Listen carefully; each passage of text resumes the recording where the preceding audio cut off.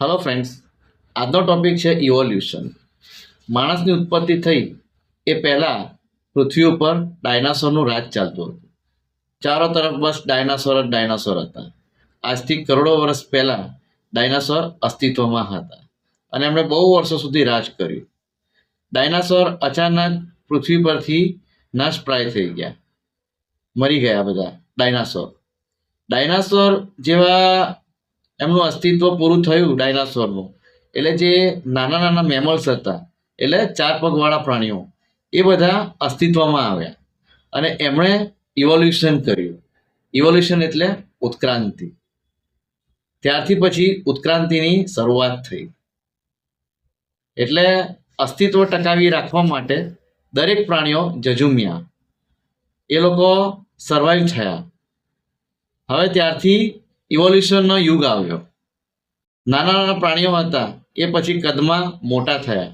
એ વખતે ઓક્સિજનની માત્રા વધારે હતી, એટલે પ્રાણીઓ અત્યારે જે હતા એનાથી 4 ગણી 5 ગણી સાઇઝના મોટા મોટા પ્રાણીઓ હતા. હવે જીરાફ છે એની ડોક હતી નાની, પણ એણે ઉત્ક્રાંતિ કરી અને એની ડોક વધારી. એવી જ રીતે હાથીએ એની સૂંઢ વધારી. કાચબાએ એની પીઠ છે એ સખત કરી અને લાંબુ આયુષ્ય જીવવાનો રેકોર્ડ કાયમ કર્યો.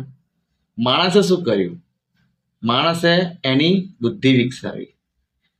માણસ આવ્યો ત્યારથી માણસમાં વધારે ચેન્જીસ નથી આવ્યા. એ 4 પગે ચાલતો હતો, એના પરથી 2 પગે ચાલતો થયો. પણ બધા પ્રાણીઓએ કંઈનું કંઈ એમનું જે શરીરમાં અંગ હતું એ વિકસાવ્યું. માણસે એમની બુદ્ધિ વિકસાવી અને માણસ અત્યારે એની બુદ્ધિના બળે આજે પૃથ્વી ઉપર રાજ કરે છે. આ બધાની પાછળ એક વૈજ્ઞાનિક હતો ડાર્વિન. એણે એક ઉત્ક્રાંતિવાદ આપેલો, ઇવોલ્યુશન, હાઉ ટુ સર્વાઈવ.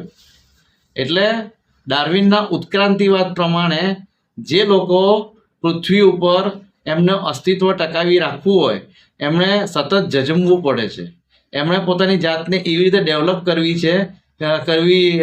પડે છે કે એમણે સતત ઝઝૂમી અને અત્યાર સુધી એમનું જે સ્પીસીસ છે, એમની જાત છે, એ સાચવી રાખી છે.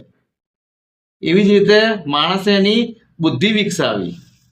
એટલે મિત્રો, કે તમે પણ જો તમારી આવનારી પેઢીમાં જો તમારા અને એ જ બધા જેટલા બી પ્રાણીઓ હતા એમના આનુવંશિક લક્ષણો છે એ એમનામાં ઉતરી આવ્યા છે. એટલે અત્યારે જો કાચબાનું બચ્ચું હશે એ પણ એટલું જ જીવશે જેટલું કાચબો જીવે છે. માણસના જેટલા બી એના ખરાબ દુર્ગુણો હોય કે આદત હોય અથવા તો હોશિયાર હોય, એ બધું એનામાં ઉતરી આવે છે. એ કહેવત છે ને પેલી કે મોરના ઈંડાને ચિતરવા ના પડે. એટલે આજે તમે જે સર્વાઈવ કરશો, જેવી રીતે તમે જીવનશૈલી હશે, એ બધું તમારા છોકરાઓમાં ઉતરી આવશે.